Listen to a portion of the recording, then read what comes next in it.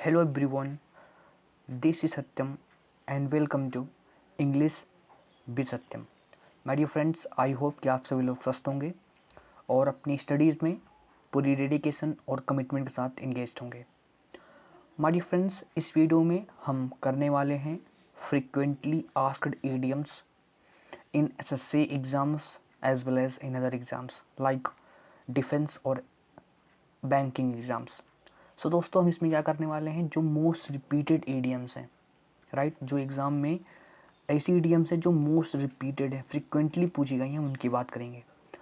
अब दोस्तों, वीडियो थोड़ी सी बड़ी होने वाली है क्योंकि इसमें हम 50+ ईडियम सीखने वाले हैं। ठीक दोस्तों, ये 50 भी हो सकती हैं, 100 भी हो सकती हैं, 150 भी हो सकती हैं और 200 भी हो सकती हैं। तो जो होंगी हम सीख लेंगे।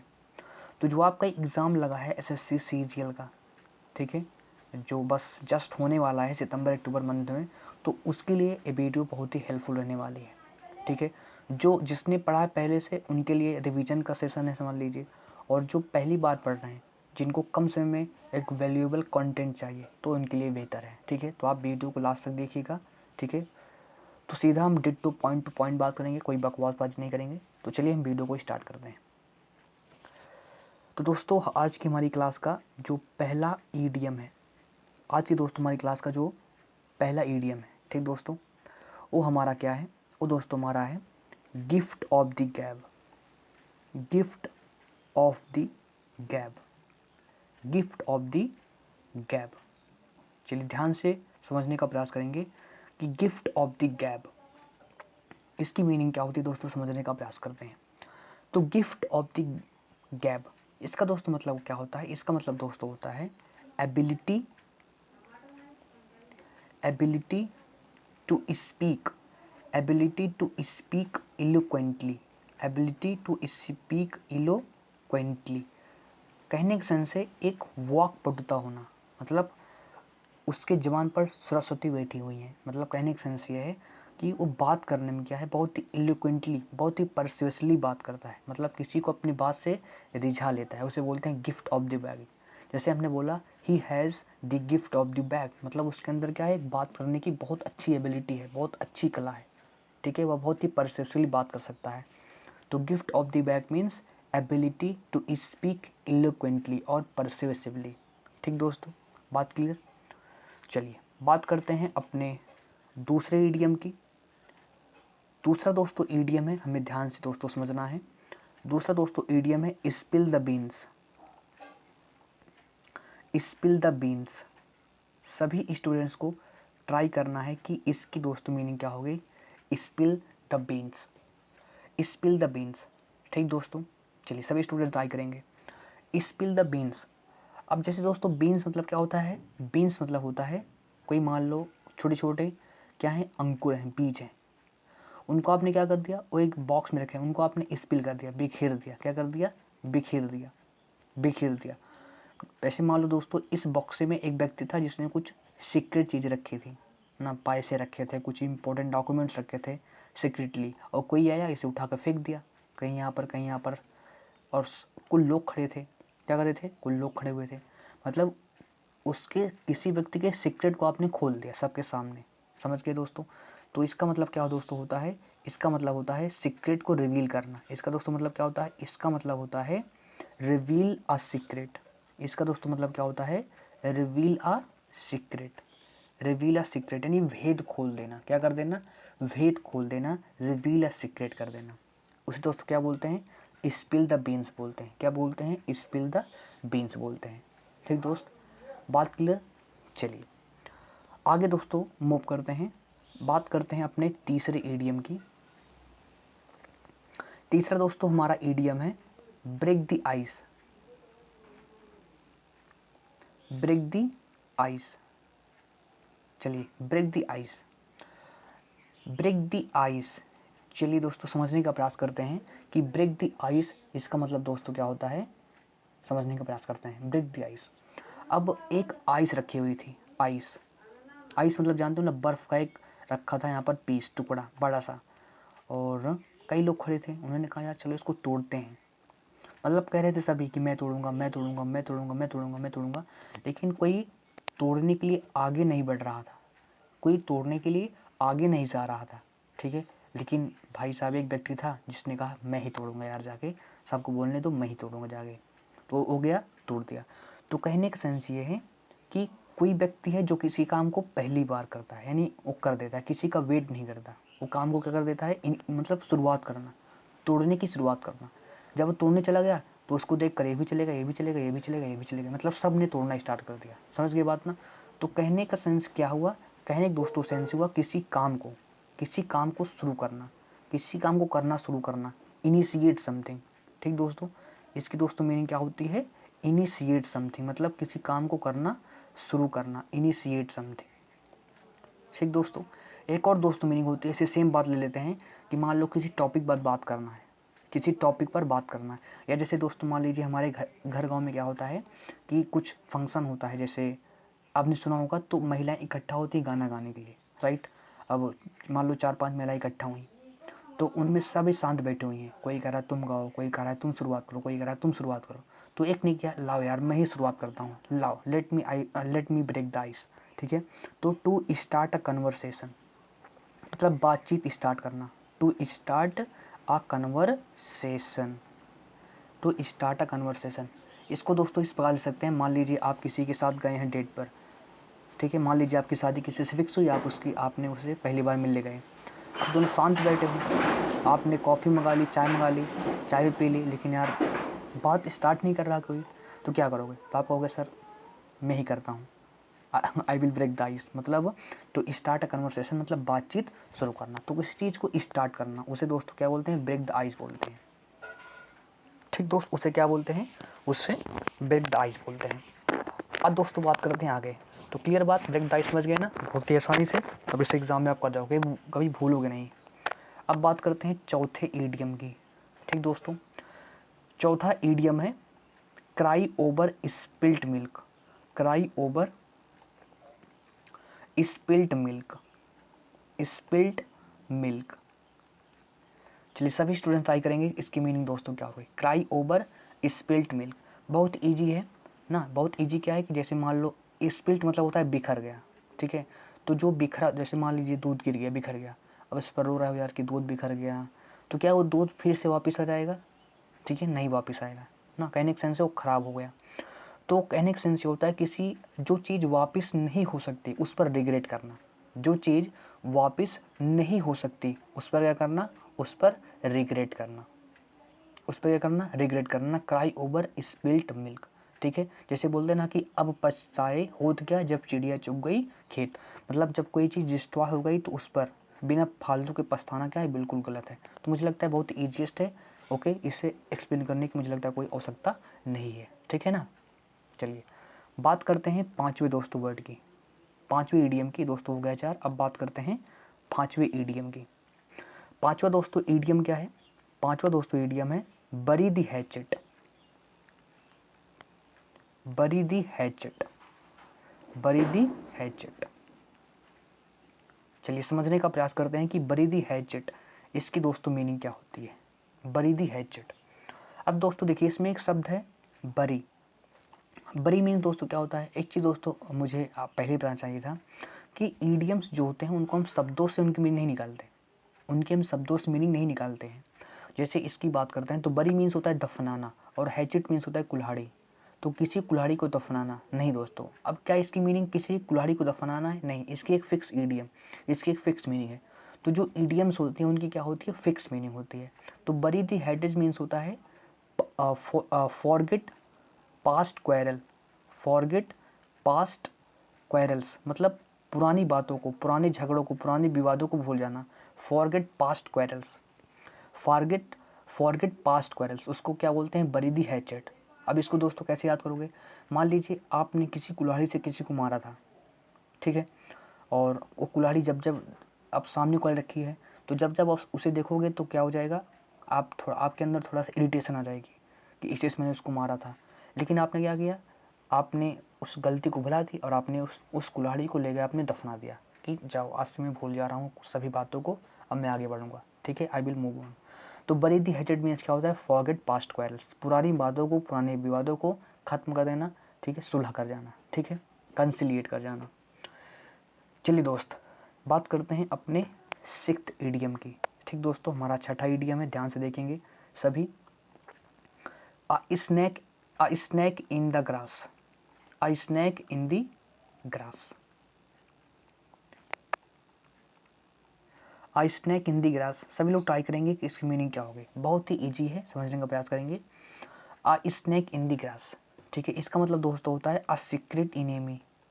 अ सीक्रेट इनेमी मतलब दोस्तों ऐसा शत्रु है जो छुप कर अटैक करता है आपके ऊपर। जैसे ना स्नैक इन द ग्रास, जैसे घास में एक स्नैक आपको नहीं पता चल पाएगा और जाओगे तो आपको काट लेगा अगर आपने उसे क्या किया।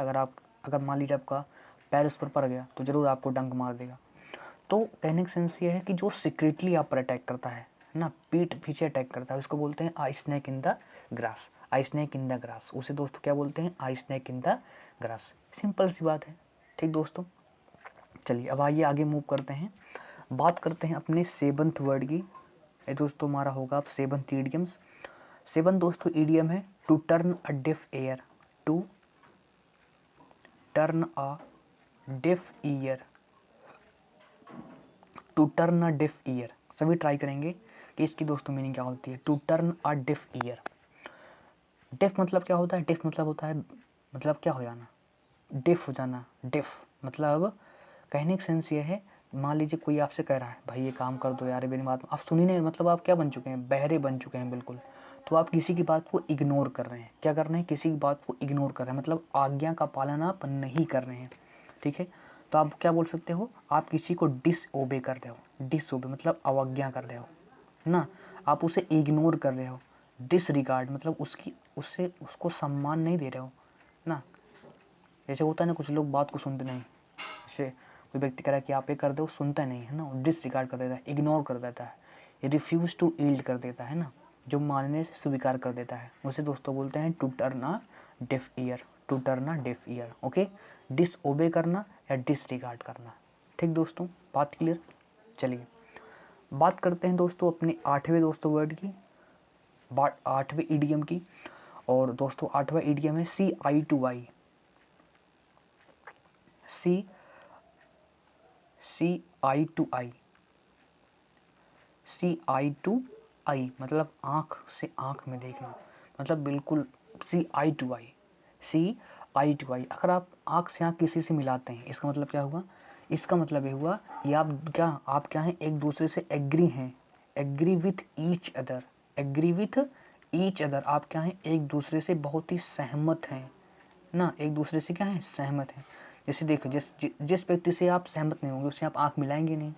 अब जिससे आप सहमत होंगे उससे आप आँख मिलाकर बात करोगे ना। सी आई टू आई मतलब एग्री विथ ईच अदर, उसे क्या बोलते हैं, सी आई टू आई। सिंपल सी बात है। ठीक है, अब बात करते हैं नाइन्थ ईडियम की। ठीक दोस्तों, तो हमारा नाइन्थ ईडियम क्या है, नाइन्थ दोस्तों ईडियम हमारा by leaps and bounds. By leaps and by leaps and bounds. सभी लोग ट्राई करेंगे कि इसकी मीनिंग क्या होगी, बाई लीप्स एंड बाउंड्स।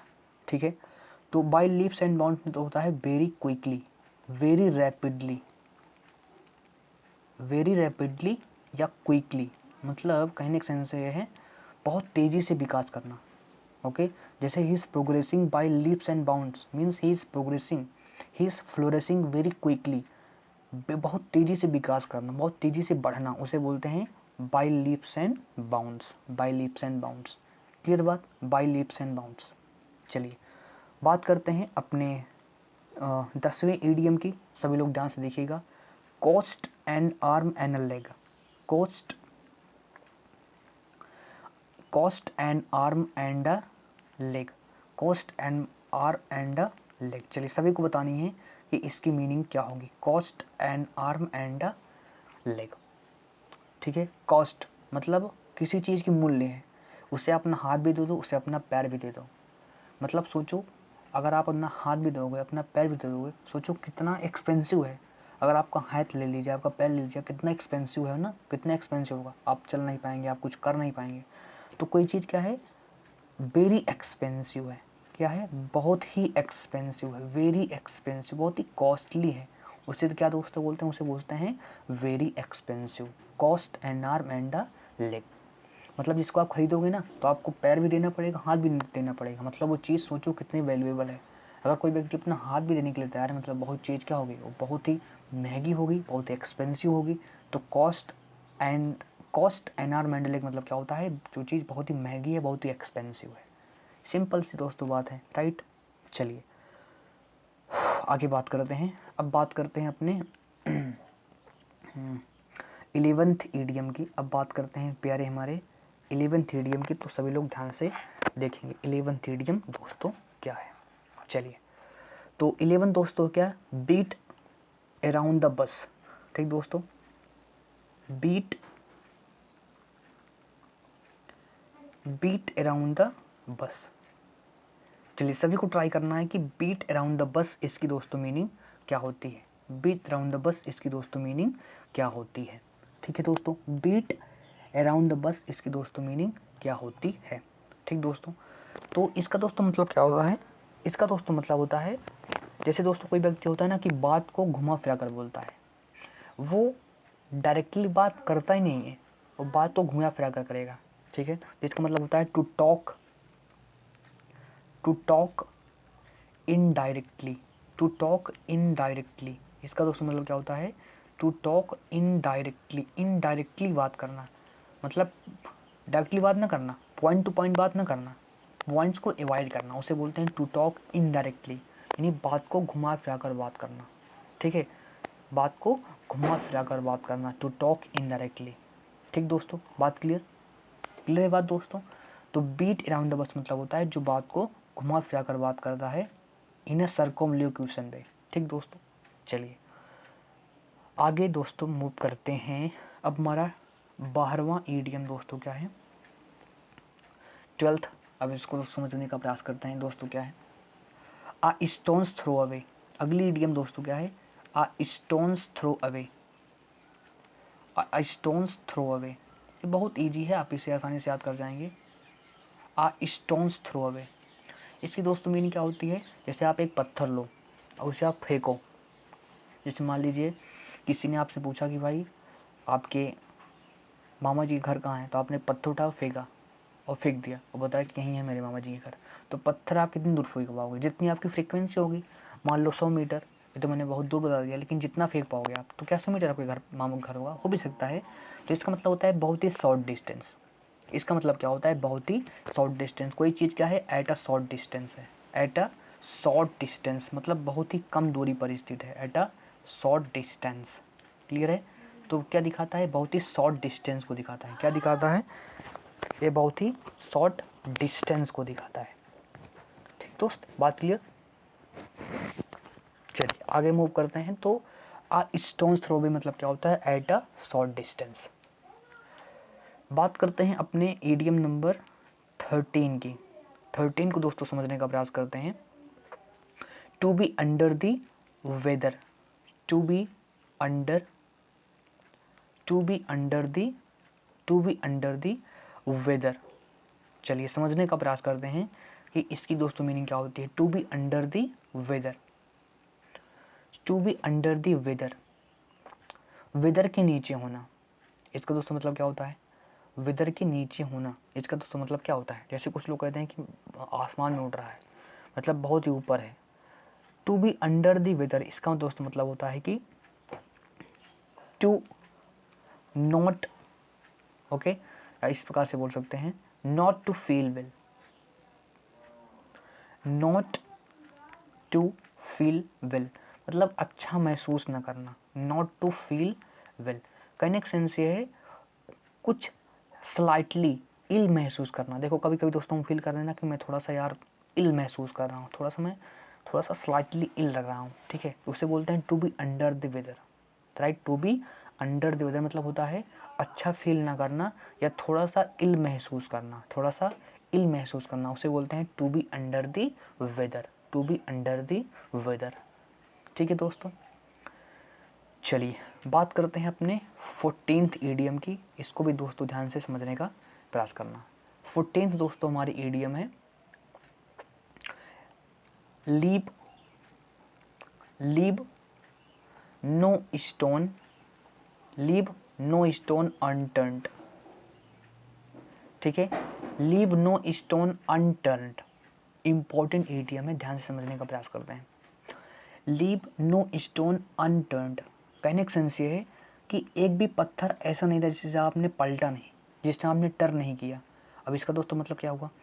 इसका दोस्तों मतलब ये हुआ, किसी आपने कहा कि इतने सारे पत्थर रखे गए हैं, अगर आप इन सभी पत्थर को पलट दोगे ना, ठीक है, मतलब इन्हीं किसी पत्थर में क्या है, इन्हीं किसी पत्थर में एक क्या है, एक क्या छुपा हुआ है, एक डायमंड छुपा हुआ है।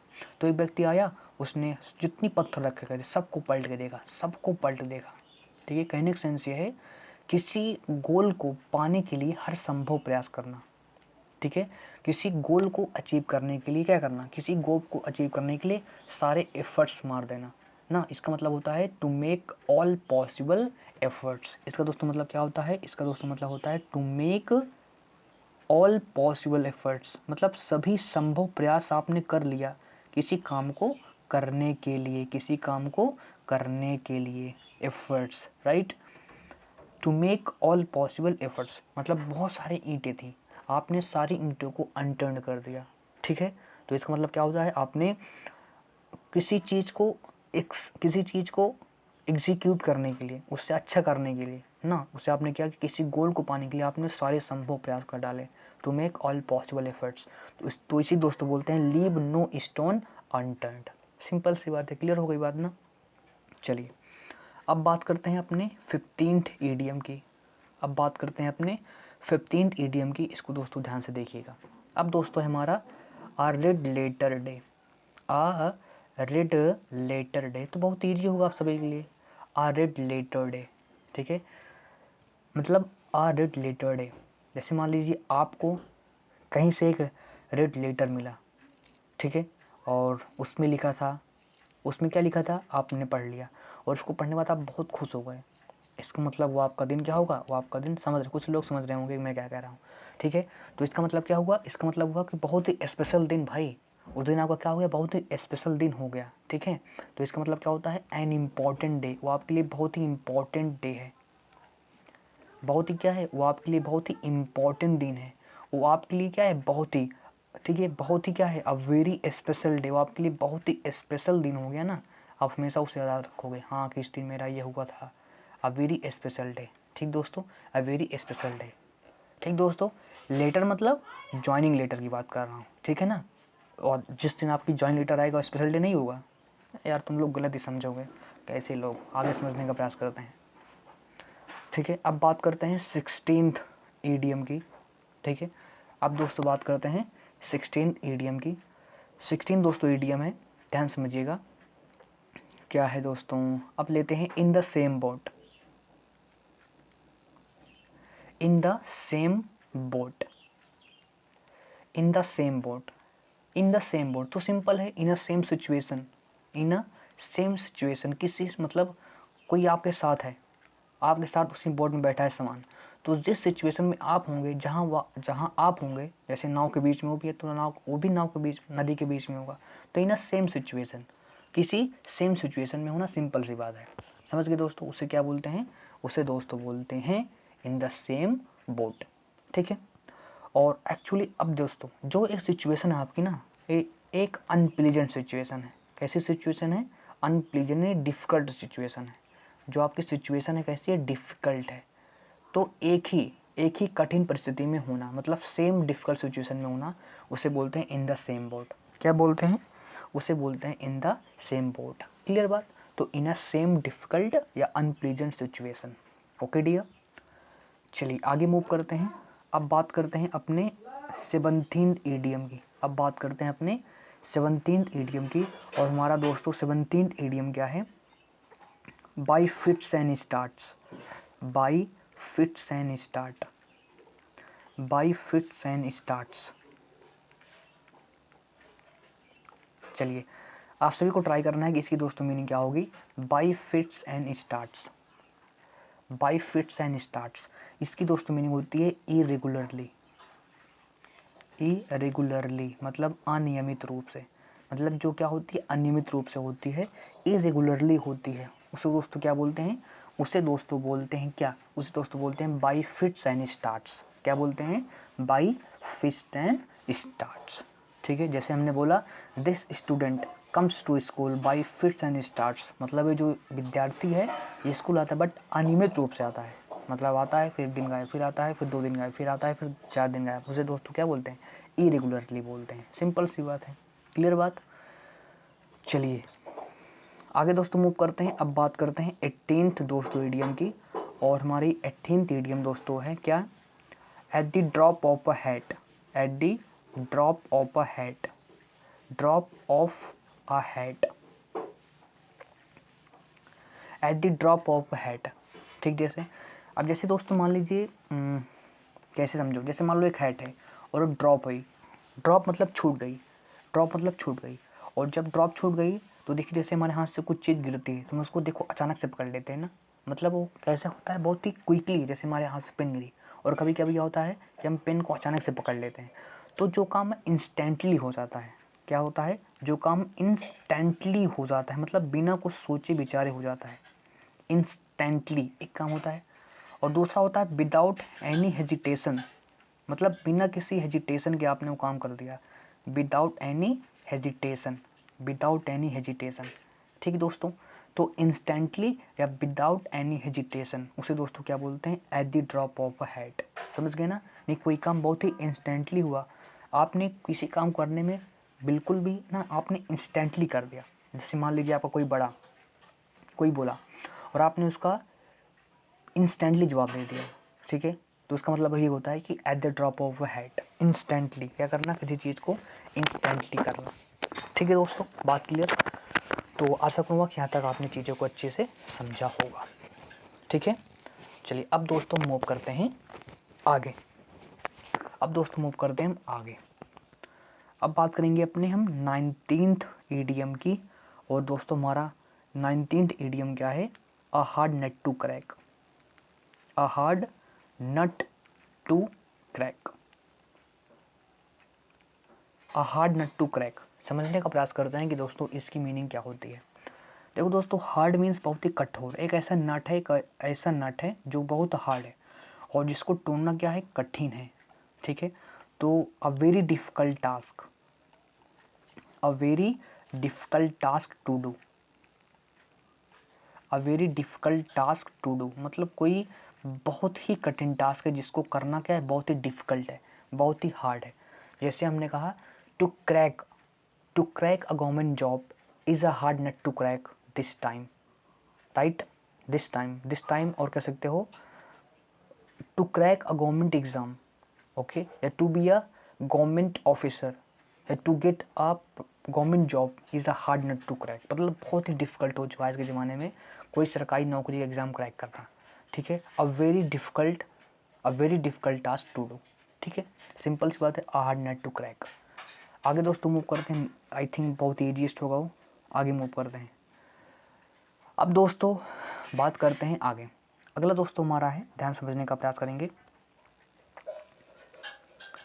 At one's wits end, at one's. ठीक दोस्तों, तो क्या है, at one's, at one's wits end, at one's wits end, at one's wits end. इसकी दोस्तों मीनिंग क्या होती है, एट वंस विट्स एंड। समझने का प्रयास करते हैं, बहुत ईजी है। देखो दोस्तों, विट मतलब होता है, विट मतलब दोस्तों होता है विट्स, जैसे आपने सुना होगा विट्स, विट्स मतलब होता है इंटेलिजेंस, ऐसे ही समझ लो। विट्स मतलब दोस्तों यहाँ पर देखो, वो जो मैं बता रहा हूँ विट्स, वो होता है विट्स ए, इसका मतलब दोस्तों होता है इंटेलिजेंस, तो वही समझ लो कि एपॉस्ट्रोफी नहीं लगा है, मतलब किसी की इंटेलिजेंस, किसी की बुद्धि से, किसी की इंटेलिजेंस क्या है, एंड है। एट वंस विट्स एंड मतलब उसके इंटेलिजेंस पे एंड आ गया है। कहने का सेंस ये है, कहने दोस्तों सेंस ये है कि कोई काम क्या है, कहने दोस्तों सेंस ये है कि कोई काम बहुत ही क्या है, मतलब कंफ्यूज कर देने वाला काम है। आपकी बुद्धि नहीं काम कर रही है, आप बिल्कुल कंफ्यूज हो गए हैं, क्या हो चुके हैं, बहुत ही कंफ्यूज हो गए। इसका मतलब होता है आप क्या हो चुके हैं, आप हो चुके हैं पजल्ड, आप हो चुके हैं पजल्ड, आप बिल्कुल कंफ्यूज हो चुके हैं, मतलब आपको ऐसा काम मिल चुका है कि आप क्या हो चुके हैं, बहुत ही कंफ्यूज्ड या पजल्ड हो गए हैं, उसे बोलते हैं एट वंस विट्स एंड। ठीक है, मतलब किसी की बुद्धिमत्ता काम नहीं कर रही है, कंफ्यूज हो चुका है, पजल हो चुका है वो, ठीक है ना, वो कंफ्यूज हो गया है। ठीक दोस्तों, उसको हम दोस्तों बोलते हैं एट वंस वेट सेंट। चलिए, तो हमारे 20 दोस्तों ईडियम्स कंप्लीट हो गए। तो आई होप कि आपने यहाँ तक चीज़ों को एंजॉय किया होगा। ठीक है, चलिए आगे बात करते हैं। अब दोस्तों बात करते हैं 21st ईडियम की। ठीक है, 21st दोस्तों ईडियम्स हमारी है, ध्यान से समझिएगा। अ bolt from the blue, a bolt from the blue, a bolt from the blue. ठीक है, समझने का प्रयास करते हैं कि अब एक क्या होगा, अ बोल्ट फ्रॉम द ब्लू। चलिए समझते हैं। बोल्ट मतलब कोई झटका, और ब्लू मतलब ब्लू क्या होता है, blue, sky is blue, right. तो जो आपका स्काई ब्लू होता है, तो आसमान से नहीं, स्काई से कोई झटका मिला आपको अचानक। अब दोस्तों हम जानते हैं कि जब आसमान में बिजली चमकती है, जब उसमें बोल्ट पैदा होता है तो अचानक ही होता है ना। क्या हमें पता होता है कि इसमें नहीं होता, नहीं, अचानक होता है, इंस्टेंटली होता है, अनएक्सपेक्टेडली होता है।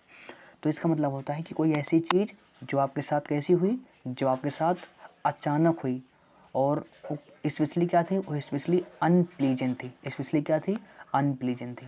ठीक दोस्तों, तो अब क्या बोलेंगे, एन अनएक्सपेक्टेड डिजास्टर ना। आप क्या बोलेंगे, एन अनएक्सपेक्टेड, कोई ऐसी अनएक्सपेक्टेड थी ना, अनएक्सपेक्टेड डिजास्टर, मतलब आपके जीवन में कोई ऐसी डिजास्टर, कोई विपत्ति, कोई विपत्ति आ गई जो क्या थी, अनएक्सपेक्टेड थी। और दोस्तों हम जानते हैं कि जो विपत्ति होती है अनएक्सपेक्टेड होती ही है, उसे दोस्तों क्या बोलते हैं, अ बोल्ट फ्रॉम द ब्लू। क्या बोलते हैं इसे दोस्तों, बोलते हैं अ bolt from the blue. Clear बात, इजी है। तो आई होप आपने यहाँ तक चीज़ों को अच्छे से समझा होगा। अ बोल्ट फ्रॉम द ब्लू मतलब क्या होता है, एन अनएक्सपेक्टेड डिजास्टर। आगे बात करते हैं, अब बात करते हैं 22nd ईडियम की। अब बात करते हैं 22nd ईडियम की, टू एंड इन स्मोक,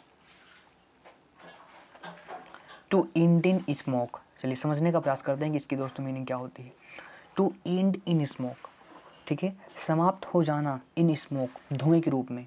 कहने का सेंस ये है कि कोई चीज़ समाप्त हो गई, जैसे धुआं। क्या धुआं आप कभी पकड़ सकते हो, नहीं, तो मतलब कुछ हाथ ना आना ना, to come to nothing, to come to nothing, मतलब आपके हाथ कुछ नहीं आया, क्योंकि सब धुआं बन गया। क्या बन गया, सब धुआं बन गया। जैसे मान लो कोई पैसा था, पैसा, और पैसा जल गया, तो आप क्या पाओगे, कुछ नहीं पाओगे, धुआं ही पाओगे। इसका धुआं करके क्या रखोगे, तो इसका मतलब क्या होता है, to come to nothing, to end in smoke. उसे दोस्तों क्या बोलते हैं, टू एंड इन स्मोक। चलिए आगे बात करते हैं। तो बात क्लियर ना, टू एंड इन स्मोक मतलब कोई हाथ ना आना, टू कम टू नथिंग। चलिए आगे बात करते हैं 23 ईडियम।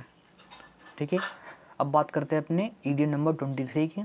और दोस्तों क्या है, at the 11th hour, at the 11th hour, at the 11th hour, at the 11th hour. तो इसका दोस्तों मतलब क्या होता है, समझने का प्रयास करते हैं।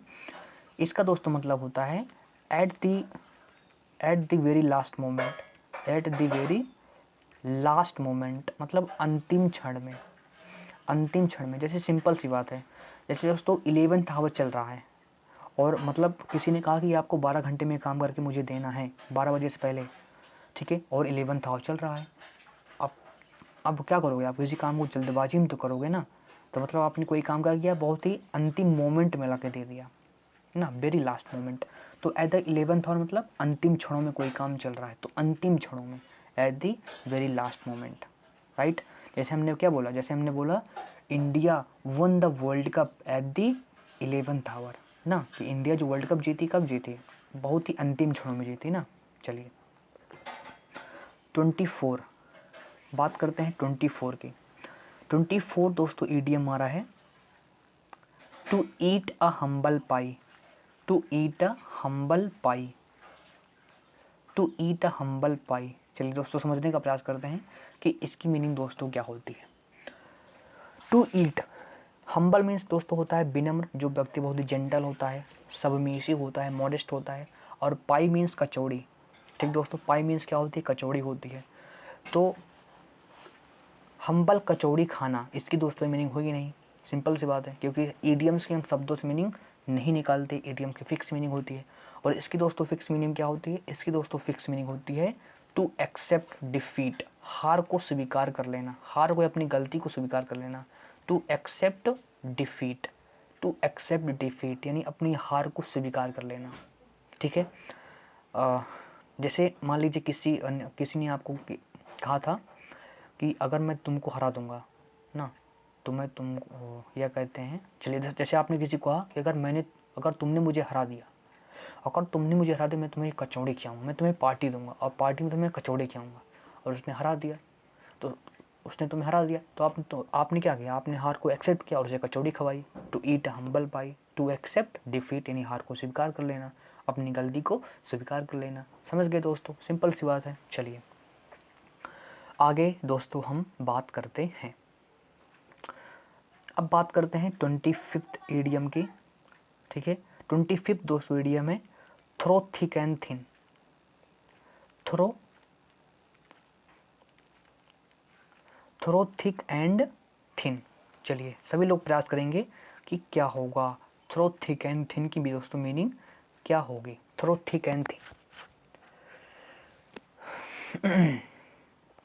चलिए दोस्तों बताएंगे कि थ्रो थिक एंड थिन क्या होगा। अब दोस्तों देखिए, थिक मतलब होता है मोटा और थिन मतलब होता है कहीं पतला। मतलब आप किसी रास्ते से जा रहे थे, वहाँ पर कहीं मोटाई आ रही थी, कहीं बहुत चौड़ाई आ रही थी। कहने का सेंस ये है कि जब आप किसी जर्नी को तो आप तय करते हो, तो उस जर्नी में कठिनाइयाँ भी होती हैं, और उस जर्नी में क्या होते हैं, कठिनाइयाँ भी होती हैं, कुछ प्लीजेंट मतलब अनप्लीजेंट चीज़ें होती हैं और प्लीजेंट चीज़ें भी होती हैं।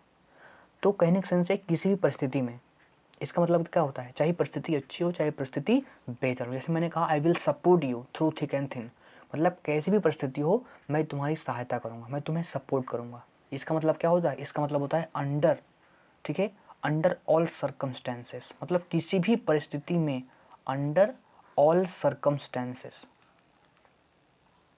अंडर ऑल सर्कमस्टेंसेस मतलब होता है किसी भी स्थिति में, हर हाल में, चाहे वो बुरा टाइम हो चाहे अच्छा टाइम हो, मैं तुम्हारी सहायता करूंगा थ्रू थिक एंड थिन। जैसे मैंने बोला I will support you through thick and thin ना, मैं तुम्हारी सहायता करूंगा किसी परिस्थिति में, चाहे वो परिस्थिति अच्छी हो चाहे बुरी हो, उसको बोलते हैं through thick and thin. Easy है ना, चाहे सिचुएशन बेकार हो, थिन हो, और चाहे सिचुएशन थिन हो या ठीक हो, मैं हर एक सिचुएशन में तुम्हारी सहायता करूंगा, उसे बोलते हैं through thin and thick. Simple सी बात है, राइट।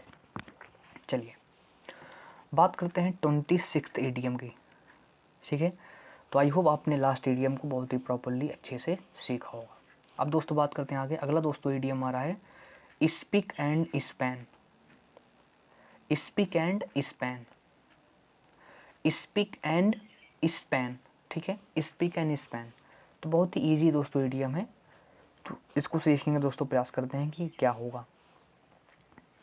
तो स्पीक एंड स्पैन मतलब होता है clean, clean and tidy, clean and tidy मतलब कोई चीज़ क्या है, बहुत ही साफ़ सुथरी है, क्या है, बहुत ही साफ़ सुथरी है, सुथरी है मतलब बहुत ही सुंदर है, बहुत ही क्लीन किया है अपने चीज़ों को। जैसे अगर आप ध्यान से देखोगे तो बॉयज़ का जो रूम होता है, बॉयज़ का जो रूम होता है दोस्तों, कुछ बॉयज़ हैं, सम बॉयज़ की मैं बात नहीं कर रहा हूँ। जैसे दोस्तों मेरा रूम तो है बहुत ही क्लीन रहता है, हर एक चीज़ें बिल्कुल क्या रहती हैं, वेल अरेंज रहती हैं, ठीक है। लेकिन जो कुछ बॉयज़ होते हैं उनका रूम क्या होता है, बहुत ही मेसी होता है ना, कहीं सामान वहाँ पड़ा है, कहीं वो पड़ा है, कहीं वो पड़ा है। लेकिन गर्ल्स का जो रूम देखोगे, जितने भी गर्ल्स होती हैं उनका रूम क्या होता है, बहुत ही वेल ऑर्डर्ड होता है, हर चीज़ क्या होती हैं, वेल मैनर्ड में लगी होती हैं। ये ध्यान को ध्यान रखना है। तो सभी को प्रयास करना है कि जहाँ आप रहो उस प्लेस को आप क्या रखो, स्पीक एंड स्मेल रखो, यानी क्लीन एंड टाइडी रखो, ठीक है। चलिए आगे बात करते हैं। अब बात करेंगे हम 27th ईडियम की, अब बात करेंगे वो ईडियम नंबर 27th। 27 दोस्तों ईडियम है blow one's on trumpet, blow one's on trumpet, blow one's on trumpet, trumpet. चलिए ब्लो वंस ऑन ट्रम्पेट, इसको समझने का प्रयास करते हैं कि ये दोस्तों क्या है, ब्लो वंस ऑन ट्रम्पेट, ठीक है। तो ब्लो मतलब बजाना, वंस ऑन खुद की, ट्रम्पेट, ट्रम्पेट दोस्तों ट्रम्पेट की दो मीनिंग होती है। एक तो पहली मीनिंग होती है इस trumpet is a sound of a elephant, जो हाथी की आवाज़ होती है जिसको बोलते हैं चिंगाड़ना, उसकी भी दोस्तों मीनिंग वो ट्रम्पेट होती है। और ट्रम्पेट एक इंस्ट्रूमेंट भी होता है बजाने के लिए, जैसे आपने देखा होगा कि उस पर हम हिट करते हैं तो वही होता है ट्रम्पेट। तो ट्रम्पेट उसको बोलते हैं, ट्रम्पेट हाथी की, एलिफेंट की आवाज़ भी होती है ट्रम्पेट, ये तो ध्यान रखना है। तो कोई अपना ही ट्रम्पेट बजा रहा है, कोई अपना ही ट्रम्पेट बजा रहा है, मतलब जैसे मान लीजिए कि एक व्यक्ति म्यूजिशियन है, मान लो काम करता है, वो ट्रम्पेट बजाता है, तो उसके पास 4-5 ईडियम्स, 4-5 ट्रम्पेट्स हैं, लेकिन उसने कहा मेरी सबसे अच्छी है, मैं अपनी ही बजाऊंगा बस, और किसी की नहीं बजाऊंगा, क्योंकि क्योंकि मुझसे बेहतर और बजाने वाला और मुझसे बेहतर ट्रम्पेट कोई नहीं है। कहने का सेंस ये है, वह अपनी ही प्रशंसा कर रहा है खूब। क्या कर रहा है? वह अपनी बजाने के तरीके को और अपने ट्रम्पेट को ही प्रेज कर रहा है। तो इसका मतलब क्या होता है? इसका मतलब दोस्तों क्या होता है? प्रेज वन सेल्फ, खुद की प्रशंसा करना। Praise one self, praise one self. ठीक दोस्तों, जैसे मैं कहूँ कि मुझसे अच्छी इंग्लिश कोई पढ़ाते नहीं है, मैं ही पढ़ाता हूँ, तो ये तो गलत हो। इसी को बोलते हैं क्या? उसी को बोलते हैं ब्लोज वंस ओन ट्रम्पेट। लेकिन दोस्तों ऐसा नहीं है, मैं तो इस बात को एक्सेप्ट करता हूँ। There are so many teachers, ठीक दोस्तों, जो मुझसे कहीं गुना ज़्यादा पढ़ाते हैं, अच्छा पढ़ाते हैं। ठीक दोस्तों, मैं कुछ नहीं हूँ उनके आगे। They are very rich, they are very rich as well as they are very fantastic teachers in all kinds of aspects. समझ गए ना? तो कहने के सेंस से मैं उनके सामने बच्चा हूँ, ये ध्यान रखना है। तो प्रेज वन सेल्फ मतलब क्या हो गया? तो जो अपनी बहुत ज़्यादा प्रशंसा करता है उसको बोलते हैं ब्लो वंस ओन ट्रम्पेट। चलिए आगे बात करते हैं। अब बात करते हैं 28th ईडियम की। तो आई होप आपने लास्ट ईडियम को भी अच्छे से प्रॉपरली राइट डाउन किया होगा और रिवीजन किया होगा। चलिए आगे दोस्तों मूव करते हैं। Feather, feather one's, feather one's on nest, feather, feather one's on nest. इसकी दोस्तों मीनिंग क्या होती है? इसकी दोस्तों मीनिंग क्या होती है? इसकी दोस्तों मीनिंग क्या होती है? बेईमानी करके पैसा कमाना, to make money in an improper way, okay, या to earn money dishonestly. Make money, make money, make money in an improper way, improper way, गलत तरीके से पैसा कमाना, गलत तरीके से पैसा कमाना। उसे दोस्तों क्या बोलते हैं? Feather one's on nest, feather one's on nest. दोस्तों अब इसको कैसे याद करोगे समझते हैं। जैसे नेस्ट मतलब दोस्तों होता है घोंसला, और फीदर मीन्स होता है पंख। फीदर मीन्स क्या होता है? पंख। तो आप जैसे मान लो कोई चिड़िया है, वो दूसरे का पंख लेकर घोंसला बना रही है। दूसरा मतलब मान लो किसी का दूसरा घोंसला बना है और दूसरे के घोंसले में जो पंख लगा है वो पंख निकाल कर ला रही है, अपने घोंसले में फिट कर रही है। मतलब वो एक गलत तरीके से ना, अगर आप किसी के धन को या किसी भी चीज़ को, दूसरे को, उसको आप गलत तरीके से ले रहे हो, तो उसी को दोस्तों बोलते हैं ना बेईमानी। तो इसका मतलब क्या हो गया? इसका मतलब हो गया कि पैसे बनाना इन a wrong way, in a wrong way, किसी गलत तरीके से, इम्प्रॉपर वे से आप मनी को बना रहे हैं, उसे बोलते हैं feather one's on nest. Simple सी बात है। क्या हमें याद हो गया? तो आई होप आपने इसे याद कर लिया होगा। ठीक है, चलिए अब बात करते हैं आगे। अब बात करते हैं अपने 29th ईडियम की। 29th दोस्तों ईडियम की। दोस्तों क्या है? To smell a rat, to smell a rat. अब समझने दोस्तों प्रयास करते हैं कि इसकी दोस्तों मीनिंग क्या होगी। To smell a rat, to smell a rat. अब दोस्तों ध्यान समझिएगा, आपने स्मेल किया अ रैट, आपने ऐसा देखा कि कुछ तो मरा है यार। रैट, रैट जब दोस्तों चूहा मर जाता है ना, तो देखो उसके सुगंध आती, सुगंध कह रहा हूँ यार, मतलब बहुत ही बेकार गंध आती है ना मरने की। तो मतलब आप मान लो आप कहीं पर गए और वहाँ आपको कुछ गड़बड़ लगा, आपने कुछ ऐसी चीज़ स्मेल की कि आपको ऐसा फील हुआ कि कुछ यहाँ पर गड़बड़ है ना। आपने कुछ डिटेक्ट किया कि यहाँ पर कुछ गड़बड़ है भाई, कुछ गड़बड़ चल रहा है, मतलब दाल में कुछ काला है। सिंपल इसका तो सही मतलब होता है कि दाल में कुछ काला है। टू स्मेल अ रैट, इसका मतलब दोस्तों क्या होता है?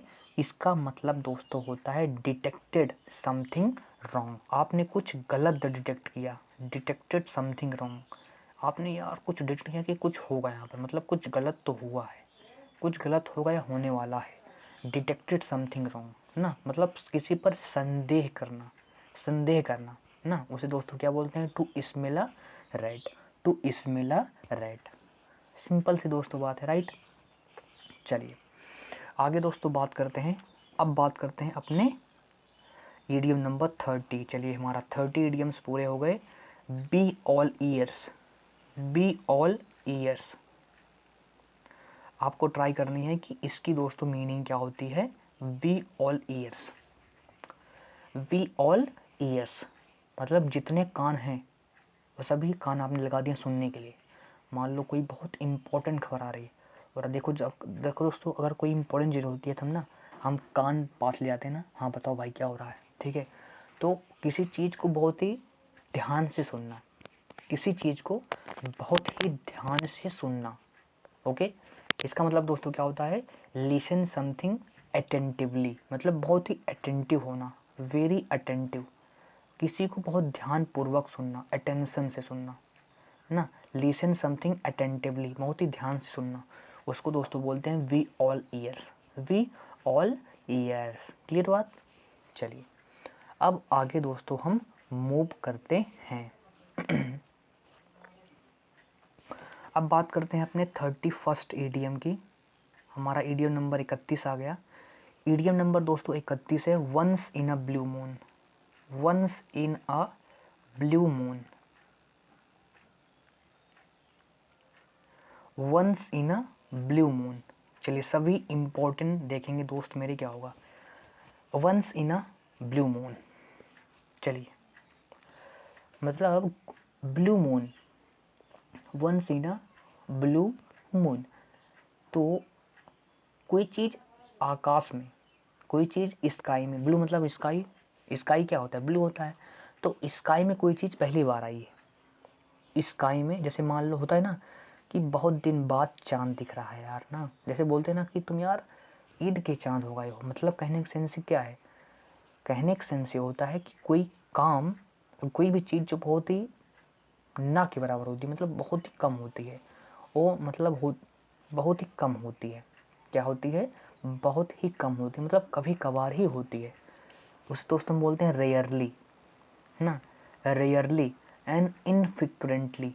देखो फ्रिक्वेंटली मतलब होता है जो चीज़ बार बार हो, और इनफ्रिक्वेंटली मतलब होता है जो कभी कभार हो। इनफ्रिक्वेंटली कोई काम का हो जो इनफ्रिक्वेंटली हो, क्या हो? इनफ्रिक्वेंटली हो, कभी कभार हो, ठीक है। उसको दोस्तों क्या बोलते हैं? Once in a blue moon, once in a blue moon मतलब कभी कभार जो हो, हमेशा नहीं, कभी कभार जो हो, ठीक है दोस्तों, बात क्लियर। तो आई होप आपने यहाँ तक चीज़ों को प्रॉपर राइट डाउन कर लिया होगा। चलिए अब आगे दोस्तों मूव करते हैं। अब बात करते हैं अपने 30 ईडीएम नंबर 32। तो दोस्तों हमारा ईडीएम नंबर 32 है, अ fish out of water, a fish out of water, a fish out of water. कोई फिश है जिसको आपने मछली से निकाल दिया है भाई साहब, मतलब उसके लिए क्या होगा सिचुएशन? जब आप किसी मछली को, जब आप किसी मछली को भाई साहब निकालते हो पानी से, तो क्या होता है बताओ? तड़पती है ना, तड़पती है। मतलब फिश के लिए जो कंफर्टेबल सिचुएशन हो क्या है? वाटर है। अगर आप उसे पानी से बाहर निकालोगे तो क्या हो जाएगी? अनकंफर्टेबल हो जाएगी। क्या हो जाएगी? अनकंफर्टेबल हो जाएगी। इसका मतलब दोस्तों क्या होता है? An uncomfortable position, an uncomfortable position, ऐसी पोजीशन जो क्या है माय डियर फ्रेंड्स? जो क्या है? जो अनकंफर्टेबल है, जो अनकंफर्टेबल है ना, असहज महसूस कराए, जो उसे बोलते हैं a fish out of water, a fish out of water. Simple सी बात है दोस्तों, इसमें कोई प्रॉब्लम किसी को? चलिए आगे मूव करते हैं ईडीएम नंबर 33। अब बात करते हैं ईडीएम नंबर 33 की। तो दोस्तों ईडीएम नंबर 33 क्या है दोस्तों? 33 है face the music, face the music, ठीक है, इंपॉर्टेंट है, कई बार आपके एग्जाम में आ चुका है दोस्तों। Face the music, face the music मतलब होता है गेट रिप्रीमेंडेड, गेट रिप्रीमेंडेड। ठीक दोस्तों, ठीक है। रिप्रीमेंडेड इसका दोस्तों मतलब क्या होता है, डांट पड़ना। रिप्रीमेंड होता है डांटना, स्कोल्ड करना। वही दोस्तों क्या होता है, रिप्रीमेंडेड, मतलब आपके ऊपर डांट पड़ी। मान लीजिए आपने कोई गलत काम किया, ठीक है, और उस गलत काम के लिए आपको डांट पड़ी, तो क्या कहना है, मतलब जो आपने किया, आपने किए का परिणाम भोग लिया ना। तो कहने का सेंस है जो आपने किया, जो आपने गलत किया उसका परिणाम भोगना। ठीक है, तो गेट रिप्रीमेंडेड, गेट रिप्रीमेंडेड या बी पनिश्ड, या बी पनिश्ड यानी पनिश किया जाना। क्या किया जाना, पनिश किया जाना फॉर डूइंग समथिंग रॉन्ग। उसे दोस्तों क्या बोलते हैं, उसे दोस्तों बोलते हैं फेस द म्यूजिक। उसे दोस्तों क्या बोलते हैं, फेस द म्यूजिक बोलते हैं माय डियर फ्रेंड्स। ठीक है, चलिए आगे दोस्तों बात करते हैं 34th ईडीएम की। बात करते हैं 34th ईडीएम की। तो हमारा दोस्तों 34th ईडीएम है get out of hand, get out of hand. सभी को प्रयास करनी है कि दोस्तों इसकी मीनिंग क्या होती है।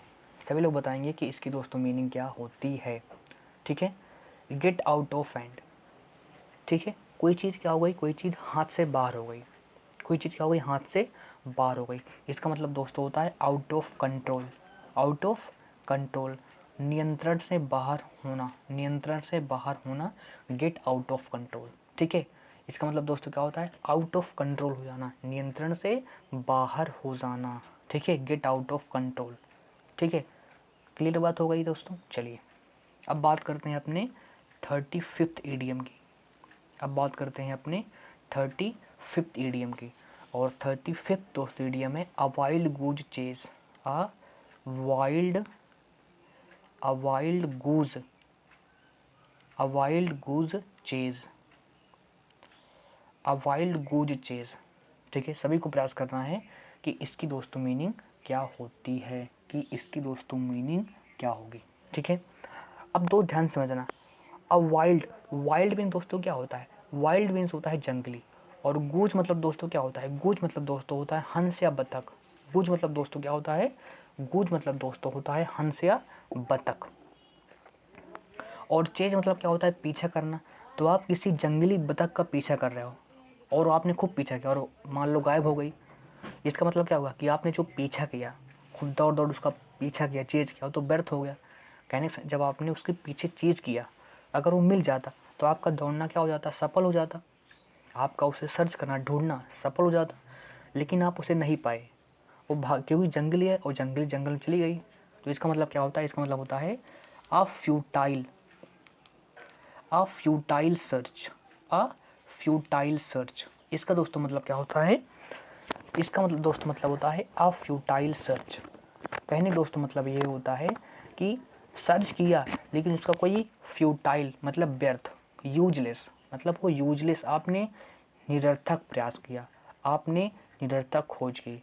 ठीक है, तो ऐसा प्रयास जो क्या हो जाए, प्रयास हो जाए विफल, उसको बोलेंगे अ वाइल्ड गूज चेज, मतलब अ फ्यूटाइल सर्च और एफर्ट। ठीक दोस्तों, चलिए आगे दोस्तों बात करते हैं, और हम बात करते हैं अपने 36th दोस्तों ईडीएम की।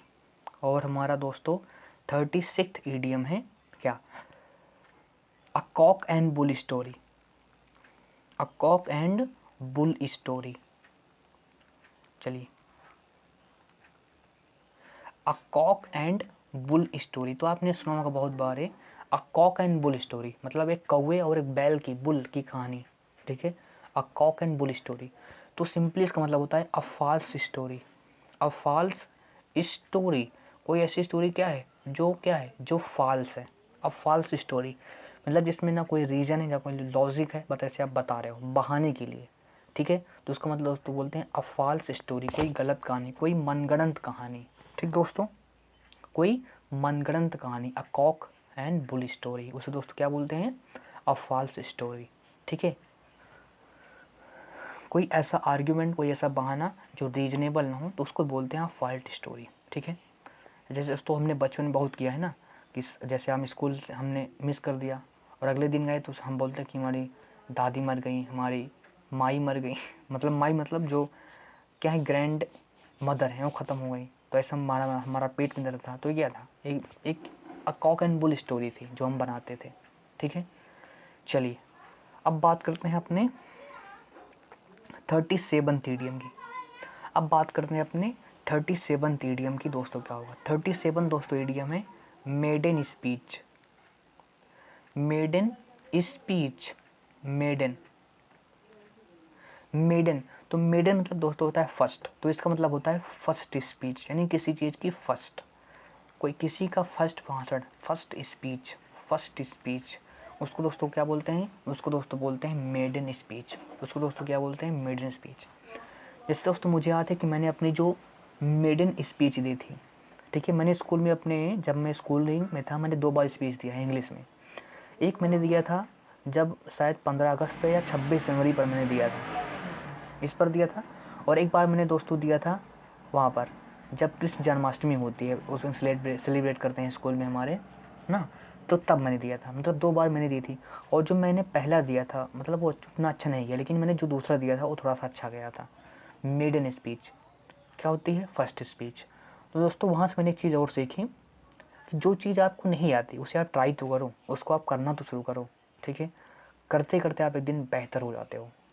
When you start doing something, okay, ऐसा नहीं होता पहले दिन अच्छा करना शुरू कर दोगे, नहीं, जब आप करते जाओगे उसे पॉलिश करते जाओगे, उसे रगड़ते जाओगे, तो उसमें अपने आप एक क्या हो जाएगी, शाइनिंग आती लगती है। ठीक है, तो किसी काम में सफलता आपको तुरंत नहीं मिलती, बट आफ्टर सम टाइम वो आपको सफलता जरूर मिलती है। ठीक है, और समय वो 1 साल भी हो सकता है, 2 साल भी हो सकता है, 3 साल भी हो सकता है, 4 साल भी हो सकता है, 5 साल भी हो सकता है, बट सबसे इम्पोर्टेंट है हमारे अंदर वो पेशेंस हो, और सबसे इम्पोर्टेंट क्या है, हमारे अंदर पेशेंस हो वेट करने के लिए।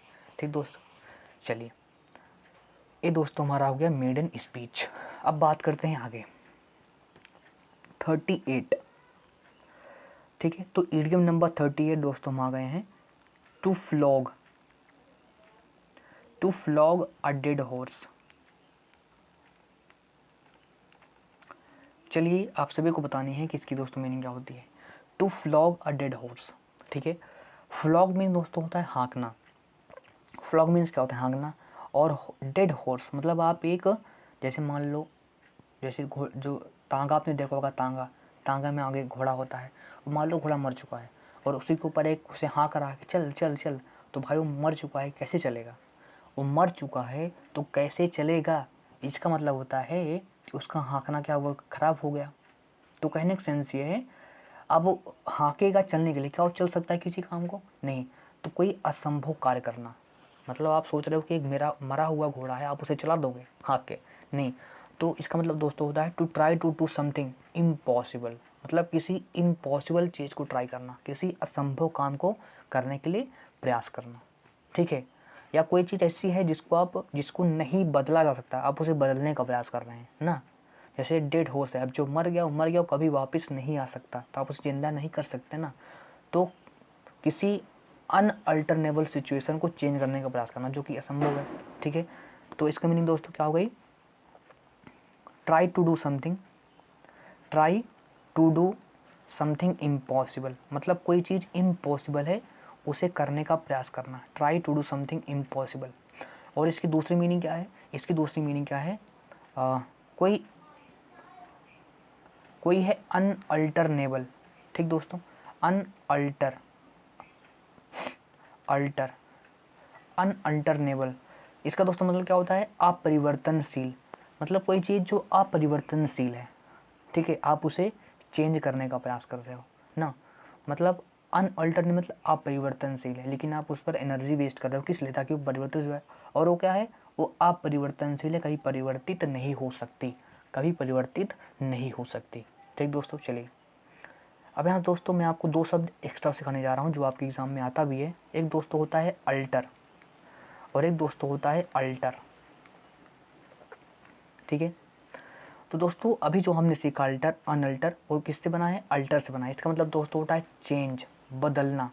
इसका दोस्तों मतलब क्या होता है, बदलना। और इसका दोस्तों मतलब होता है पूजा की वेदी, पूजा की वेदी। इसका दोस्तों मतलब क्या होता है, पूजा की वेदी। वेदी मतलब जहाँ पर, जैसे दोस्तों जैसे हम जहाँ पूजा करते हैं ना, पूजा करते हैं तो अगर देखोगे कुछ स्थान ऐसा होता है जहाँ पर हम कुछ चढ़ाते हैं, जैसे पुष्प हो गया, फूल हो गया, या कुछ भी जो हम चढ़ाते हैं, जो ऑफर करते हैं ईश्वर को, वही है पूजा की विधि, वही दोस्तों पूजा की विधि। तो इसका मतलब दोस्तों होता है, तो वहीं से हमने सीखा अनअल्टरनेबल, मतलब ये वाला अल्टर था ना, जिसको हम परिवर्तन नहीं कर सकते। क्लियर बात। चलिए, तो हमारी हो गई ये 38 ईडियम ना, 30 ईडियम हो गई। अब बात करते हैं हम ईडियम नंबर 39। ईडियम नंबर 39, सभी लोग रेडी हैं? यस। तो हम बात करते हैं 39 ईडियम की, ठीक है। 39 दोस्तों ईडियम है and hand in globe. Hand in globe, सभी लोग ट्राई करेंगे कि हैंड इन ग्लोब की दोस्तों मीनिंग क्या होती है। तो hand in globe, hand in globe, ठीक है। अब दोस्तों ग्लब मीन दोस्तों क्या होता है, दस्ताना होता है। तो दो लोगों ने हाथ एक दस्ताने में डाल दिया है, मतलब उन्होंने कहा कि हम दोनों पक्के दोस्त हैं, पक्के दोस्त हैं, तो हम एक दस्ताने में ही काम चला लेंगे भाई, हमें दो दस्ताने में क्यों काम है, हम एक दस्ताने में ही काम चला लेंगे। मतलब बहुत ही गहरी दोस्ती है, बहुत ही गहरा संबंध है ना, इन क्लोज एसोसिएशन। इसका दोस्तों मतलब क्या होता है, in close association. In close association मतलब बहुत ही गहरा संबंध है। और उस संबंध जो है ना, वो किस लिए है, वो इसलिए है ताकि वो दोनों को कोई निगेटिव काम करना है, समझ गए ना। तो संबंध है, क्लोज एसोसिएशन है, किस लिए, किसी गलत काम को एग्जीक्यूट करने के लिए, उसे बोलते हैं हैंड इन ग्लोब। ओके, घनिष्ठ संबंध होना किसी गलत काम करने में, किसी चीज़ को डिसऑनेस्ट करने में ना, in partnership for something dishonest, उसे दोस्तों बोलते हैं इन क्लोज एसोसिएशन। मतलब संबंध होना किसी गलत काम को करने के लिए, किसी गलत काम को करने के लिए। ठीक है दोस्तों, बात क्लियर। चलिए बात करते हैं अपने ईडियम नंबर 40। ठीक है, 14 तो दोस्तों हमारा ईडियम है to read between the lines. ये तो आप सभी को पता ही होगा, to read between the lines, to read between the lines, to read between the lines. इसकी दोस्तों मीनिंग क्या होती है। अब दोस्तों लाइन्स के बीच पढ़ना, लाइन्स के बीच दोस्तों क्या पढ़ेंगे, आपको अगर सर लाइन्स के बीच में कुछ होता है, नहीं खाली जगह होती है, नहीं दोस्तों। इसका मतलब दोस्तों क्या होता है, to understand, to understand hidden meaning, to understand hidden meaning, मतलब कहने का सेंस है किसी हिडन मीनिंग को जानना। जैसे दोस्तों अगर ध्यान समझो, जैसे हम पढ़ते हैं तो क्या हम समझ जाते हैं सब कुछ, अगर इजी होता है समझ जाते हैं, लेकिन अगर वही लैंग्वेज को थोड़ा सा डिफ़िकल्ट वे में लिख दिया जाए तो आप नहीं समझ पाओगे। तो कहने का सेंस है लाइन्स पढ़ो, लेकिन उन लाइन्स की मीनिंग क्या है, उन लाइन्स के अंदर जो हिडन मीनिंग है उनको समझना सबसे इम्पोर्टेंट है, टू अंडरस्टैंड हिडन मीनिंग। ठीक है, उसे दोस्तों क्या बोलते हैं, उसको दोस्तों बोलते हैं to read between the lines, to read between the lines. Simple सी बात है, राइट दोस्तों। चलिए बात करते हैं 40 बात करते हैं 40, ये दोस्तों हमारा था 40। अब बात करते हैं 41 ईडियम की। 41st ईडियम दोस्तों है call eater day, call eater day, call it a day. चलिए सभी लोग प्रयास करेंगे कि इसकी दोस्तों मीनिंग क्या होती है। अगर आपने पढ़ा है तो कोई बात नहीं, नहीं तो हम सीखने का प्रयास करते हैं। कॉल इट अ डे, इसका दोस्तों मतलब क्या होता है, इसका दोस्तों मतलब होता है काम छोड़ देना, मतलब काम छोड़ कर आकर घर बैठना। ठीक है, stop doing something, to give up work and go back home, मतलब घर वापिस आ जाना, मतलब किसी काम से संन्यास लेना। ठीक दोस्तों, इसका दोस्तों मतलब होता है decide, decide to stop doing something, to stop doing something, decide to stop doing something. ठीक है, तो इसका मतलब दोस्तों क्या होता है, डिसाइड करना किसी गलत काम को, सॉरी दोस्तों, इसका मतलब दोस्तों होता है कि डिसाइड करना कि मैं काम छोड़ रहा हूँ। सिंपली दोस्तों होता है संन्यास लेना, किसी काम से संन्यास लेना, कि कॉल इट डे मतलब संन्यास लेना। चलिए अब बात करते हैं हम अपने, अब दोस्तों बात करते हैं अपने 42। अब बात करते हैं ईडियम नंबर 42, ध्यान से देखेंगे। इन अ नट सेल, इन अ नट सेल, इन अ नट सेल, चलिए सभी को बताना है कि इन अ नटसेल की दोस्तों मीनिंग क्या होती है। इन अ नटसेल, तो इन अ नटसेल इसकी दोस्तों मीनिंग क्या होती है? Express something very briefly, express something very briefly, express something very briefly, बहुत ही संक्षिप्त, बहुत ही कंसाइसली, बहुत ही कंसाइसली किसी चीज़ को एक्सप्रेस करना, मतलब बहुत ही ब्रीफली या कंसाइसली। नट सेल मतलब दोस्तों होता है, जैसे नट मतलब बहुत छोटा होता है, नट सेल। तो किसी चीज़ मान लो कोई चीज़ बहुत बड़ी थी, आपने उसे एक छोटी सी बात में, एक छोटी सी लाइन में उसे आपने एक्सप्रेस कर दिया, मतलब आपने किसी चीज़ को व्यक्त किया बहुत ही संक्षिप्त रूप में, बहुत ही संक्षिप्त रूप में। सिंपल सी बात है, उसे दोस्तों क्या बोलते हैं? इन अ नटसेल, इन अ नटसेल। सिंपल सी बात है। चलिए आगे दोस्तों मूव करते हैं 43। अब दोस्तों हम डिस्कस करते हैं अपने ईडियम नंबर 43 की, ईडियम नंबर 43। तो ईडियम नंबर 43 दोस्तों हमारा क्या होगा? ईडियम नंबर 43 दोस्तों क्या है? अ डार्क हॉर्स, अ डार्क हॉर्स। समझने का प्रयास करते हैं कि इसकी दोस्तों मीनिंग क्या होती है। अ डार्क हॉर्स, अ डार्क हॉर्स मतलब दोस्तों क्या होता है? अ डार्क हॉर्स, अब जैसे मान लो एक रेस होने वाली थी, एक रेस होने वाली थी, वहाँ पर जितने हॉर्स की एक रेस होने वाली थी, और वहाँ पर जितने भी हॉर्सेस थे वो सब क्या थे? वो सब मान लो वाइट थे, उन सब का उम्र क्या था? वाइट था, मतलब अलग अलग रहा था। और एक ही घोड़ा था जो कि काला था, और सब ने कहा कि ये घोड़ा यार काला है, कमज़ोर है, ये नहीं जीत पाएगा, मतलब सब ने ऐसा मान लिया था कि ये नहीं जीत पाएगा। लेकिन दोस्तों एट द एंड यही जीत गया, मतलब इवेंचुअली क्या हो गया? यही जीत गया। इसका मतलब जिसे कभी एक्सपेक्ट नहीं किया था कि ये काम वो व्यक्ति कर पाएगा, लेकिन उसने ही काम को कर दिया। इसका दोस्तों मतलब होता है N unexpected winner, N unexpected winner ना। अनएक्सपेक्टेड, जिसे एक्सपेक्ट नहीं किया गया था विजेता बनेगा, वही बन गया, तो उसको दोस्तों क्या बोलते हैं? N unexpected winner, N unexpected winner. Okay, चलिए बात करते हैं ईडियम नंबर 44 की, बात करते हैं ईडियम नंबर 44। ये हमारा हो गया 43। अब बात करते हैं 44। 44 दोस्तों है ins and outs, ins and outs. सभी को ट्राई करना है कि दोस्तों इसकी मीनिंग क्या होती है इन्स एंड आउट्स की। मतलब जैसे मैंने कहा कि I want to know ins and outs of this situation, मुझे इस सिचुएशन की बताओ, अंदर क्या चल रहा है, बाहर क्या चल रहा है, मतलब फुल डिटेल बताओ, मुझे चाहिए डिटेल्ड एक्सप्लेनेशन। तो फुल डिटेल्स मतलब संपूर्ण जानकारी ना। इन्स एंड मतलब अंदर क्या है और बाहर क्या चल रहा है, सब मुझे बताओ।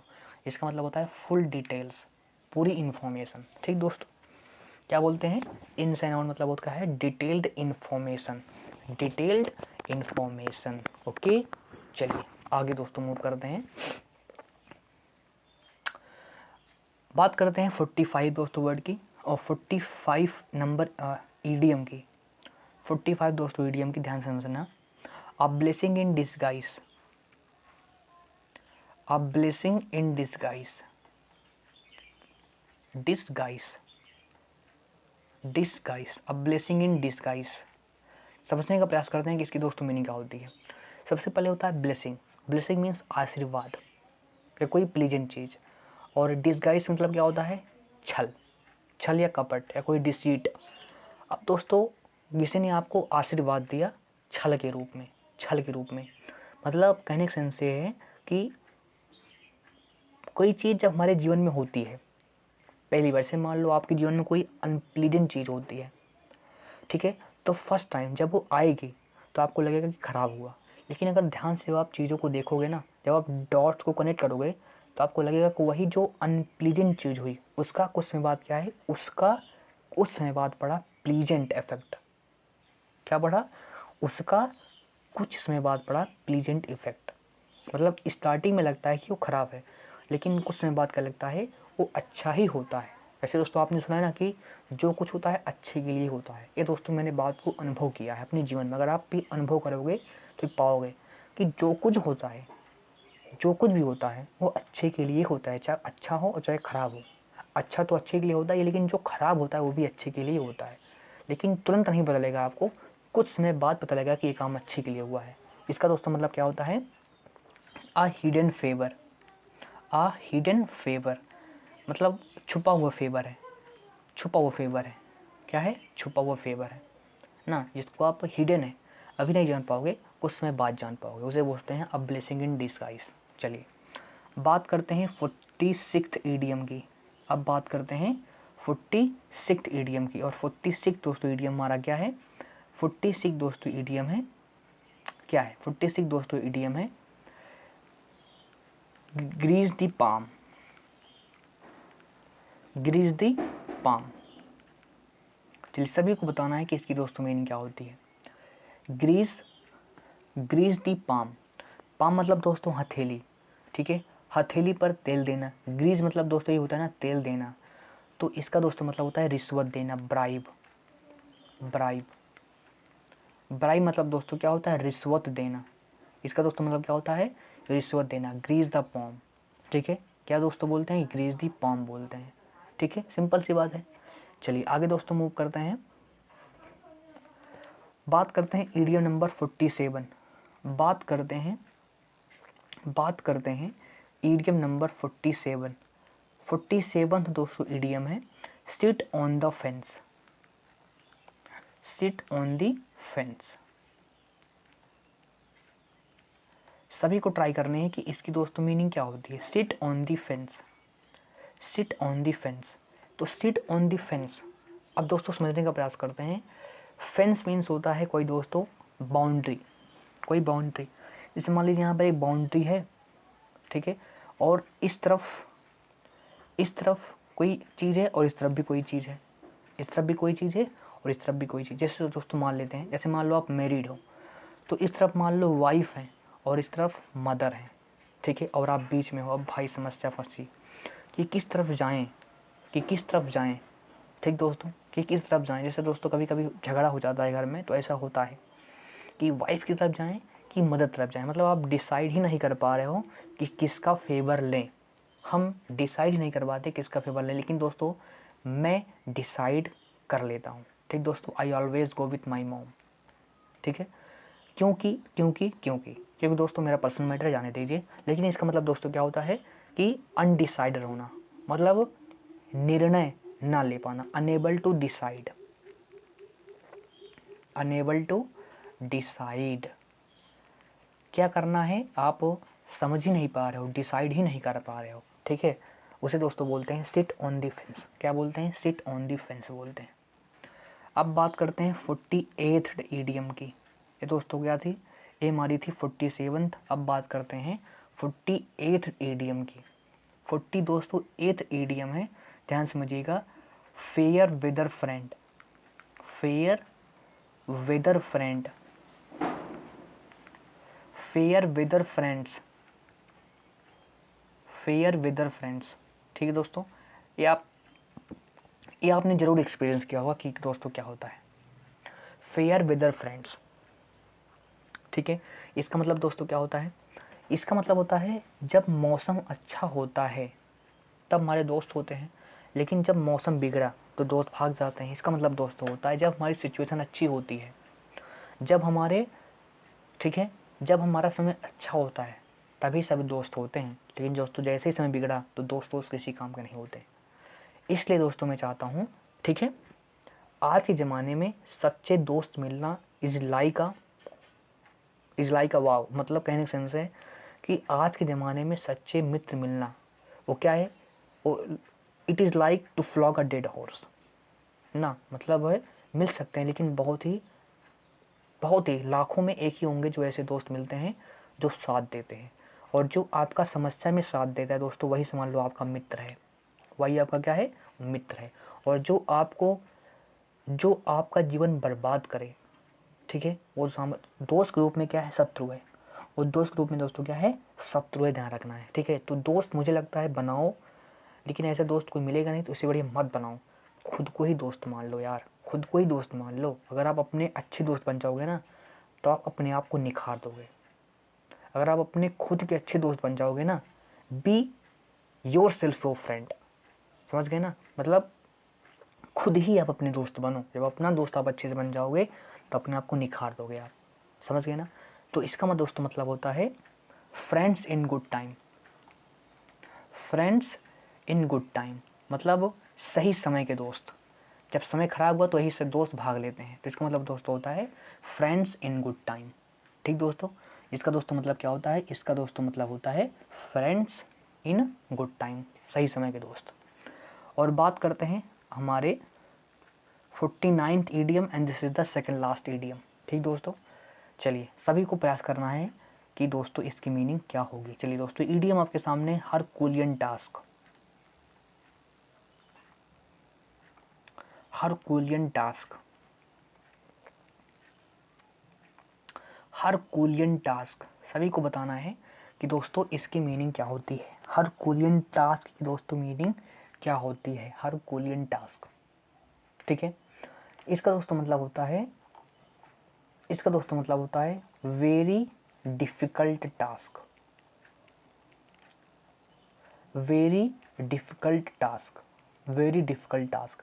जैसे आपने पढ़ा दोस्तों ना, a hard nut to crack, बस वही दोस्तों इसके भी सेम मीनिंग है। हरकुलियन टास्क मतलब वेरी डिफिकल्ट टास्क, बहुत ही कठिन कार्य, बहुत ही कठिन कार्य। ठीक दोस्त, चलिए अब बात करेंगे आज के अपने दोस्तों लास्ट ईडियम एंड 50वां दोस्तों ईडियम है, और इसकी दोस्तों बात करेंगे। वो दोस्तों क्या है, अ बॉन of contention. A Bon of contention, contention. यह दोस्तों दूसरा इसी से सेम मिलता जुलता है, an apple of discord. An apple of discord, an apple of discord, दोनों की सेम मीनिंग है, दोनों की बिल्कुल सेम मीनिंग है। जैसे यहाँ पर दोस्तों हरकुलियन टास्क और a hard nut to crack दोस्तों सेम है ना, a hard nut to crack मतलब वेरी डिफिकल्ट टास्क, वही जैसे दोनों बिल्कुल सेम है दोस्तों, वैसे ही ये दोनों बिल्कुल सेम है। अब बॉन ऑफ कंटेंशन मतलब दोस्तों होता है विवाद, और डिस्कॉर्ड की दोस्तों भी सेम मीनिंग होती है, विवाद, कोई झगड़ा। ठीक है, झगड़े का, झगड़े की हड्डी बोन, और झगड़े का एप्पल नहीं दोस्तों, इसका मतलब दोस्तों होता है, इसका दोस्तों मतलब होता है कि जो झगड़ा हुआ उसका कारण क्या था। इन दोनों दोस्तों मीनिंग क्या होती है, इन दोनों की दोस्तों मीनिंग होती है कॉज ऑफ क्वेरल। ठीक है, इन दोस्तों दोनों की मीनिंग होती है cause of quarrel, cause of quarrel. इन दोनों की दोस्तों मीनिंग क्या होती है, इन दोनों की मीनिंग होती है cause of quarrel, cause of quarrel यानी झगड़े का कारण। झगड़े का क्या है, कारण क्या है, उसका रीज़न क्या है, उसका रीज़न क्या है, उसे दोस्तों बोलते हैं अ बॉन ऑफ कंटेंशन। झगड़े की जड़ क्या है, जैसे दोस्तों हम कहते हैं ना कि किसी भी चीज़ को उसके उसका शाखाएं काटने से बेहतर है कि जड़ ही उखाड़ दो। तो कहने का सेंस है जो झगड़े की जड़ है उसे ख़त्म कर दो, झगड़े समाप्त हो जाएगा। तो कॉज ऑफ क्वारल मतलब होता है अ बॉन ऑफ कंटेंशन या एन एप्पल ऑफ डिस्कॉर्ड। ठीक है दोस्तों, तो फाइनली हमारे 50 ईडियम कंप्लीट दोस्तों होते हैं। तो आई होप आपने यहाँ तक चीज़ों को एंजॉय किया होगा। ठीक है, ठीक है, चलिए तो दोस्तों आगे पढ़ेंगे, क्या आपकी और इच्छा आगे पढ़ने की। ठीक दोस्त, तो चलिए स्टार्ट करते हैं। आगे आगे नहीं दोस्तों, अब आगे पढ़ेंगे हम नेक्स्ट डे। तो हमारे 50 दोस्तों ईडियम कंप्लीट हो गए हैं, और दोस्तों जो हमने 50 ईडियम डिस्कस किए मोस्ट रिपीटेड हैं, मोस्ट रिपीटेड ईडियम्स आपने सीखे हैं मेरे साथ। ठीक है, तो आई होप क्लास आपको इतनी भी पसंद आई होगी, तो आप अपना काम कर देंगे, लाइक शेयर एंड सब्सक्राइब आप कर ही देंगे। ठीक है, और क्लास कैसी लगी एक बार कमेंट बॉक्स में ज़रूर बताएंगे। ठीक है, क्लास कैसी लगी एक बार आप कमेंट बॉक्स में ज़रूर बताएंगे कि how is the class, class कैसी थी। ठीक है, और कोई भी डाउट हो तो अपना कमेंट बॉक्स में बता सकते हैं, कमेंट बॉक्स खाली है। चलिए, तो अगर क्लास इतनी भी अच्छी लगी हो तो क्लास को अप्लाई कर देंगे, शेयर कर देंगे। और आज दोस्तों हमने 50 किए हैं, हमने दोस्तों क्या ही 50 किए हैं, आगे भी ऐसी वीडियोस आएंगी। जैसे इसमें दोस्तों हमने 50 किया है ना, हो सकता है अगली वीडियो में 100 कर दें, 200 कर दें ना, या 50 ही करें, लेकिन करेंगे 50 राउंड फिगर में ही करेंगे। ठीक है, ये ध्यान रखना है। तो दोस्तों चलिए क्लास को एंड करते हैं। ठीक है, एक बार फाइनली कहूँगा यदि क्लास पसंद आई हो तो लाइक शेयर एंड सब्सक्राइब कर देंगे। ठीक है, और ये 50 वीडियो दोस्तों एग्ज़ाम के पॉइंट ऑफ व्यू से वेरी इंपॉर्टेंट है। तो नोट्स को प्रॉपर रिवाइज करें। ठीक है, चलिए मिलेंगे नेक्स्ट वीडियो में। Thank you very much.